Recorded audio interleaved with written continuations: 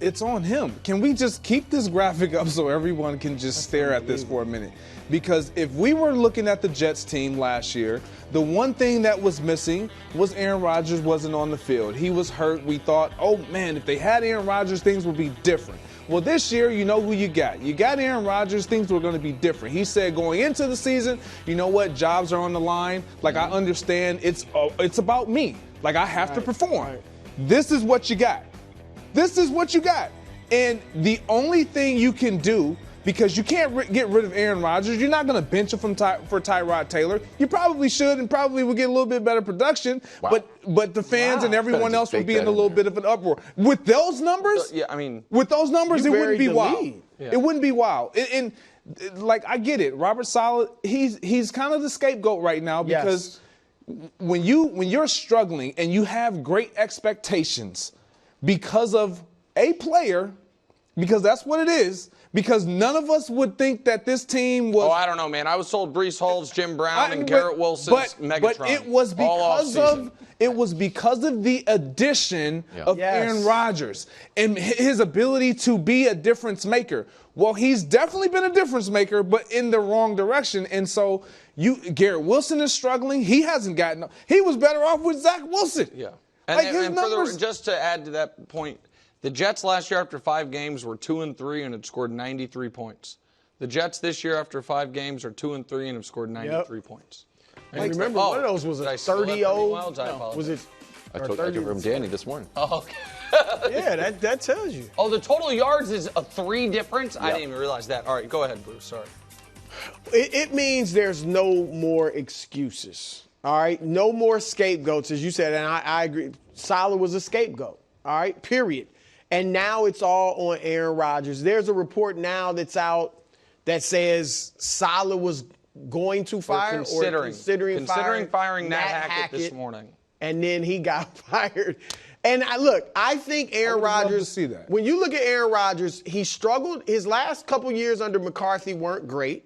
They bring in Matt LaFleur, a great new offensive mind, right? More up to date and all that. And Rodgers is fantastic. Wins 2 MVPs. Last year had issues with LaFleur and the play calling and stuff. Now he's in total control, and I think the offense is a lot more simplified than it was with a LaFleur.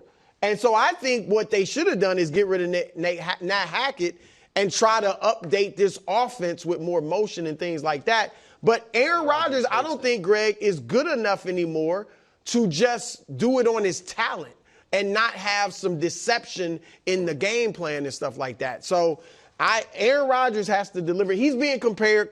Tom Brady, what'd he do in Tampa Bay? Won a Super Bowl. Peyton Manning, what'd he do in Denver? Won a Super Bowl. And at least Joe Montana got the Chiefs to the AFC Championship game in 2 playoff appearances. Brett Favre got to an NFC Championship game with the Vikings. So, come on, Aaron. Wildes, remember how last week I created my fake news hat? The news is real, the hat is fake? Yeah. I think I'd like to have a fake gumshoe hat as well. Wow, detective? Where I'm like trying to connect the dots here. Yeah. Because I just saw the guy from CBS, Jonathan Jones. It was his report about that Robert Saleh was strongly considering firing Nat Hackett, okay?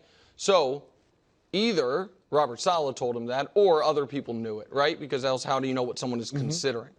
We also know from Woody Johnson, he and Aaron Rodgers spoke last night. Yeah. And so is it on the board of outcomes to me that Robert Saleh shared with the owner after the loss? I think I've got to fire the offensive coordinator. And then in that phone call with Aaron Rodgers last night where he did not say he was firing Robert Saleh, Woody Johnson told us that. That was discussed. And now it turns out, no, we're going to keep my buddy and you're going to be out. Because if Robert Saleh was not fireable after the last 3 years, 2-3 should not be fireable now. Beat Buffalo, they're tied for first. Right. When you're playing for first, when your loss 9 days ago, your defense held them to 10 points. Your loss this past week, your defense held them to 16, what was it, 16 or 7? Yeah, 16 points. The defense against the Patriots was awesome. The defense against the Titans was awesome. It was only bad in that first game of the year against San Francisco. I don't something doesn't pass the logic or smell test here. That and the fact that it was just reported this quickly, and Jonathan Jones is great at his job. That and so Saleh talked to Jay Glazer today, on the record, not sources. Glazer got him on the phone. Said he was blindsided. Okay, blindsided. We now have another report from another great reporter saying, I was getting ready to fire the offensive coordinator. And he's out? Man, they have given their franchise over to a egomaniac who used to be one of the best quarterbacks ever. If he does not get back to being one of the best quarterbacks ever, they have torched 2 years. Yes. Last year and this year, just lit it on fire. And so I don't, and here's the other thing. I would like to hear reporting, the next piece, little thing I would like to hear, are they still in the Devontae Adams sweepstakes? That's a good question. Right? Like, are they? If this makes it more likely or less likely? Well, if Aaron Rodgers is running everything, it's more likely. Right? Like, keep my guy, go get another one of my guys, and let's do that. Yeah, it's odd because when you think about his time in Green Bay, specifically with LaFleur, like LaFleur came in with a system, a scheme. He knew what he wanted to get done. His job was then to, okay, let me see if I can get Aaron Rodgers on board. I'm not going to completely tailor and cater to everything he wants to do because I have this. This is what I have. With the Jets, it was never that.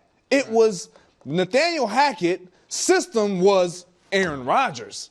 And that's the problem. Like, there is no one to truly challenge and hold him accountable. Like, you have to have somebody that's going to be willing to challenge you, and that's not the case. So can I ask you a question? Just to play devil's advocate, because I was trying to draw parallels to Brady, because Brady has had a little friction with the offense to start too. Right. But coaches didn't go anywhere. I don't understand, or it's like, hey, I'm Aaron Rodgers. I'm 40 years old. I know a handful of offenses. I don't understand the rationale or the thought process like, hey, have me do something brand new that I'm not comfortable with. Like, I don't see it being entirely wrong. I'm like, no, man, we're just going to ride with this guy and do what he can do and try to make him comfortable. Well, it's not entirely wrong, but when you then start to bring in basically Green Bay removed, Alan Lazard, Randall Cobb. Want to trade for Devontae Adams, like, bring in Tim Boyle. You're basically trying to retool what once was. Yep. It's like that's where it's like, wait a minute, hold on, wait a minute. Nathaniel Hackett didn't work out in Denver. He hasn't worked out. He didn't work out last year. Thanks for watching. Subscribe here to get more from the show and to check out clips from other shows on FS1.